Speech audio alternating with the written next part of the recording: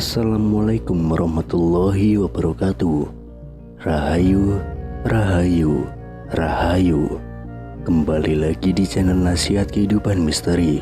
Pada video kali ini, kami akan membahas tentang misteri kesaktian Soekarno.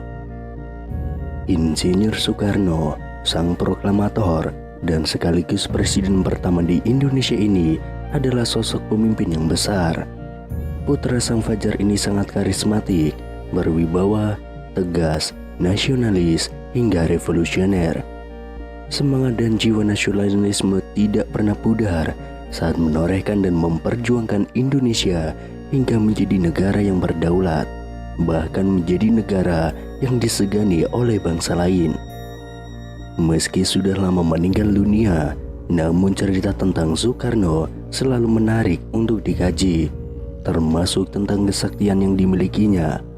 Bung Karno sering mengalami percobaan pembunuhan.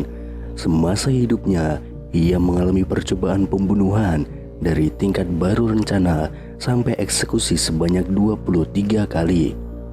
Namun menurut ajudan Soekarno, Sudarto Danusubroto, mengatakan bahwa ada 7 kali percobaan pembunuhan terhadap Soekarno yang sangat menggetarkan. Menanggapi hal itu, bukannya menjadi takut dan gentar, Bung Karno malah membuka rahasia bagaimana cara membunuhnya. Hal ini menjadi wajar kalau kemudian sebagian rakyat Indonesia menganggap Bung Karno adalah manusia dengan tingkat kesaktian yang tinggi.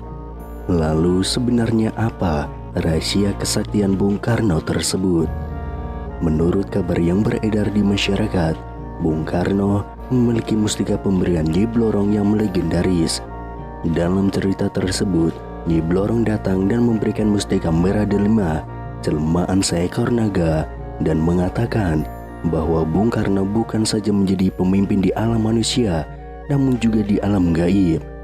Tidak hanya Nyi Blorong, Bung Karno yang hobi dalam dunia supernatural ini sering bermimpi didatangi tokoh legenda dari alam lain, seperti Kanjeng Sunan Kalijaga beserta Ibu Ratu Kidul atau Nyi Roro Kidul.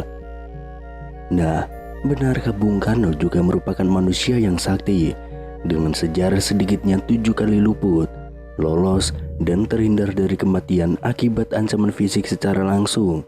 Menjadi hal yang jamak kalau kemudian sebagian rakyat Indonesia menganggap Bung Karno adalah manusia dengan tingkat kesaktian yang tinggi.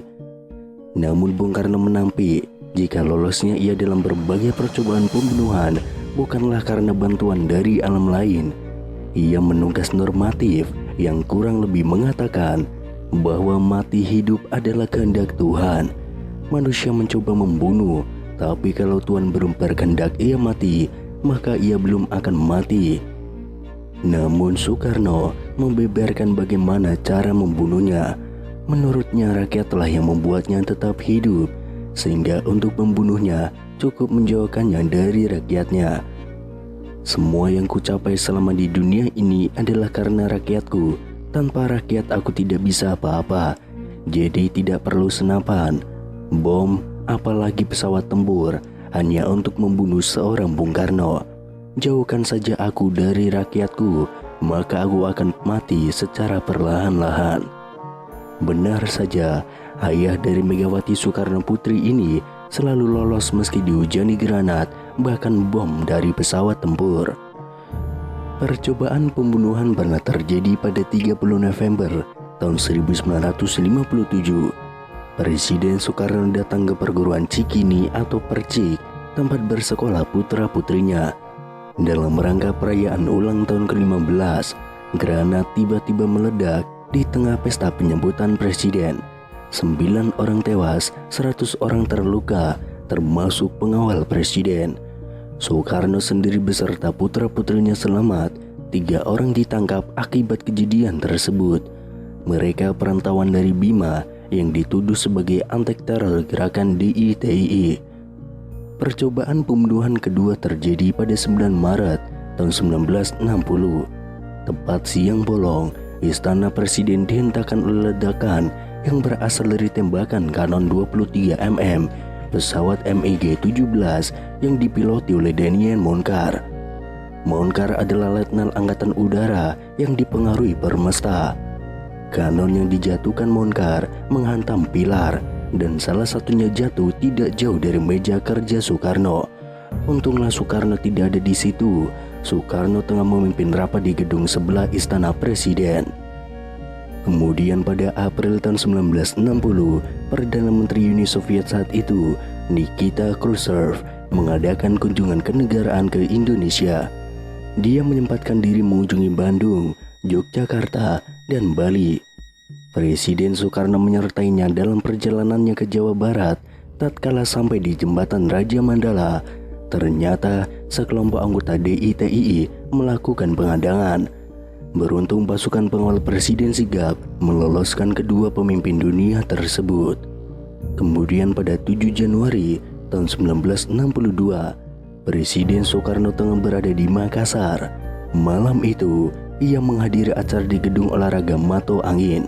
Ketika itulah saat melewati Jalan Cendrawasih, seseorang melemparkan granat. Granat itu meleset, jatuh mengenai mobil lain. Soekarno selamat.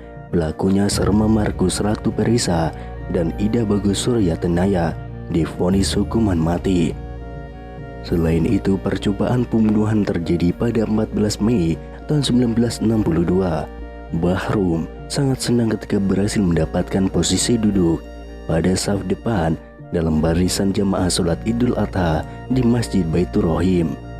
Begitu melihat Soekarno, dia mencabut pistol yang tersembunyi di balik jasnya. Moncong lalu diarahkan ke tubuh Soekarno. Namun apalah daya, jarinya keluh. Dalam sepersekian detik, ketika tersadar, arahnya pun melenceng dan peluru meleset dari tubuh Soekarno mencerempet Ketua DPR GRJ Haji Zainul Arifin. Haji Bahrum kemudian divonis hukuman mati, namun kemudian dia mendapatkan gerasi. Dari kesemuanya itu, Bung Karno tetap sehat, tetap selamat, dan tidak gentar. Dia terus saja menjalankan tugas kepresidenan dengan segala konsekuensinya. Kemudian Orde Baru dibawa ke pemimpinan Soeharto dan atas dukungan Amerika Serikat melakukan upaya pembunuhan, yaitu bisa dibilang langsung, bisa pula dibilang tidak langsung terhadap Bung Karno dengan cara yang telah disebutkan oleh Bung Karno sendiri. Hingga pada Mei tahun 1967, Bung Karno seperti tahanan rumah. Meski masih berstatus presiden, tetapi ia terpenjara di istana, tidak boleh keluar tanpa kawalan antek-antek Soeharto.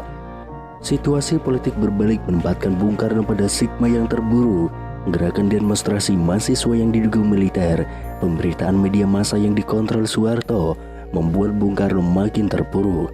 Usai ia dilengsarkan oleh sidang istimewa MPRS, kemudian diasingkan ke Bogor, kemudian disekap di Wisma Yaso, ia benar-benar menjadi pesakitan.